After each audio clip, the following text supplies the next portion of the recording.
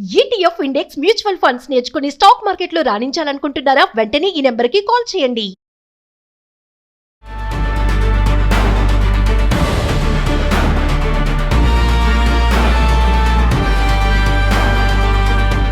నమస్తే, welcome back to Suman TV. Present మనతో పాటు ఉన్నారు అనలిస్ట్ మందర కృష్ణారెడ్డి గారు. నమస్తే సార్. నమస్తే అమ్మా. సార్, ఇప్పుడు అమెరికాలో మన వాళ్ళు చదువుకునే వాళ్ళు ఎవరైతే ఉన్నారో, ఓపీటీ పైన చదివే వాళ్ళు కానీ, టెక్ కంపెనీస్ జాబ్ చేసే వాళ్ళకే కానీ కొన్ని మార్పులు జరుగుతున్నాయని చెప్పే వార్తలు అయితే చూస్తూ ఉన్నాం. మరి ట్రంప్ మళ్ళీ స్టూడెంట్స్ పైన పడ్డారని అనుకోవచ్చు అంటారా? ఏంటి ఆ మార్పులు ఏంటి అంటే? యాక్చువల్గా అమెరికాలో జరుగుతున్నది ఏమిటంటే, మన స్టూడెంట్స్ అంటే ఇండియా నుంచి కానీ లేకపోతే ఇతర దేశాల నుంచి కానీ వెళ్ళే స్టూడెంట్స్కి ఎక్కువగా అక్కడ యూనివర్సిటీస్ అన్నీ కూడా ఇమిగ్రేట్స్ ఇతర దేశాల నుంచి వచ్చే స్టూడెంట్స్ తోటి నిండిపోతున్నాయి. కొన్ని యూనివర్సిటీస్ ప్రత్యేకంగా వీళ్ళ కోసమే నడుస్తున్నాయా అనిపించే పరిస్థితి ఉంది. వాళ్ళు ఒకవేళ వీళ్ళు లేకపోతే ఆ యూనివర్సిటీలు మూసుకోవాల్సిన పరిస్థితి కూడా ఉంది. ఒక రకంగా చెప్పాలంటే, ఒక్కసారి విద్య పూర్తి అయిన తర్వాత, అంటే వాళ్ళ యొక్క గ్రాడ్యుయేషన్ కానీ పోస్ట్ గ్రాడ్యుయేషన్ పూర్తయిన తర్వాత వాళ్ళకి ఆప్షనల్ ట్రైనింగ్ పాసిబిలిటీ మనకు ఉంది.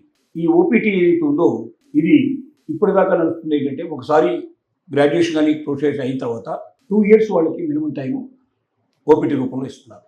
సెమ్ ఓపీటీ ఉంది. ఆ ఓపీటీలో కూడా ఇంకా కొంచెం టైం ఎక్కువ తీసుకొని పాసిబిలిటీస్ ఇస్తున్నారు. ట్రంప్ యొక్క ముఖ్యమైన ఉద్దేశం ఏంటంటే వడగోత, ఫిల్టరైజేషన్.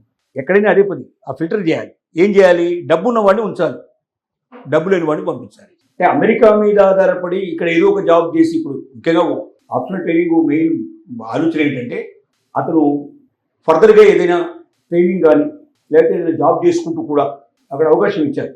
జాబ్ చేస్తూ కూడా తను ట్రైనింగ్ చేసుకొని ఆ తర్వాత తను ఈ చదువుకి ఒక సరైన పూర్తి అవగాహన కల్పించుకొని ఎక్కడైనా ఇంటర్న్షిప్ అట్లాంటి సంపాదించుకోవడం ద్వారా, ఇంటర్న్షిప్లో ఒకటికి అతనికి ఆదాయం లేకపోయినట్టయితే ఏదైనా ఇంకా వేరే ప్రైవేట్ జాబ్ చేసుకుంటూ దాన్ని కంప్లీట్ చేసుకొని వచ్చినటువంటి పర్పస్ పూర్తి చేసుకోవాలనే ఉద్దేశంతో ఏర్పాటు చేసిందే ఆప్షనల్ ట్రైనింగ్ మెథడ్. ఇప్పుడు దగ్గర నామినల్ ఫీజులు ఉన్నాయి వాటి.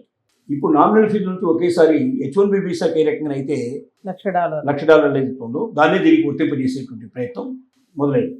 అంటే ఇంకా బిల్లు రాలేదు, కానీ ప్రయత్నం మాత్రం తీవ్రంగా జరుగుతోంది. త్వరలో దాన్ని తీసుకురావాలని ప్రయత్నం చేస్తున్నాం. అంటే H-1B వీసాకి $1,00,000 వద్దని చెప్పడానికి కారణం, అక్కడున్న కంపెనీస్ అన్నీ కూడా దెబ్బతింటాయి అనే ఉద్దేశంతో చేస్తున్న పని.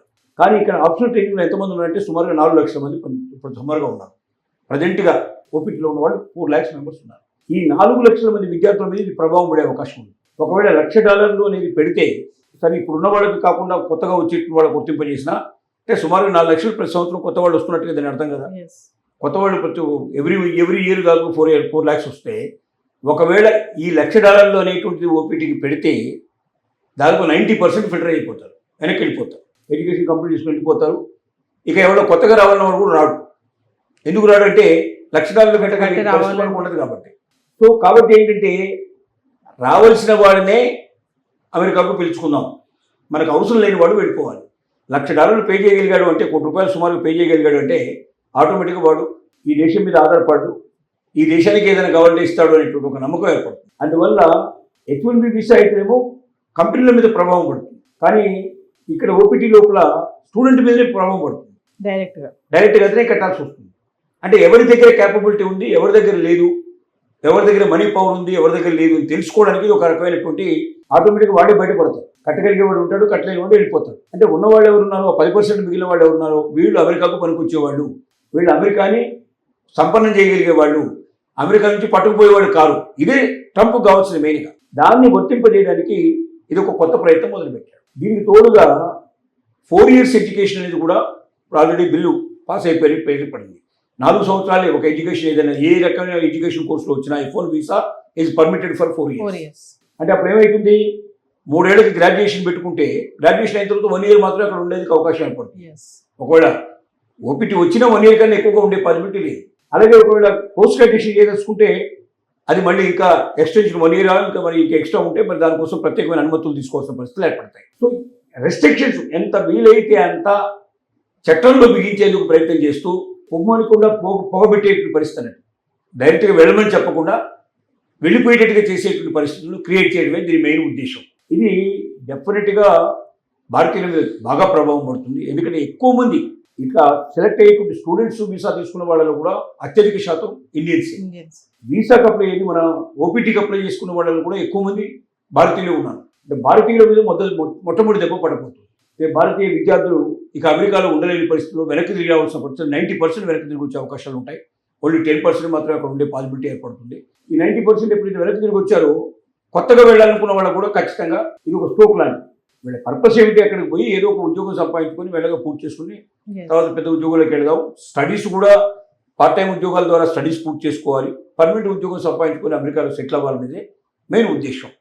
కానీ ఇప్పుడు ఆ ఉద్దేశానికి ఇప్పుడు ఒక రకమైన బీటలు బారేట పరిస్థితి ఏర్పడుతుంది. దీనివల్ల భవిష్యత్తు లోపల భారతీయ స్టూడెంట్స్ ఎవరు కూడా అమెరికాలో చదువుకోవాలని కానీ అమెరికాలో స్థిరపడాలని కానీ ఉద్దేశం ఆలోచన లేకుండా చేయాలనేది ట్రంప్ యొక్క ముఖ్య ఉద్దేశం. కానీ ఇది కోర్టు ముందు నిలబడుతుందా లేదా అనేది కూడా సందేహాస్పదమైన విషయమే.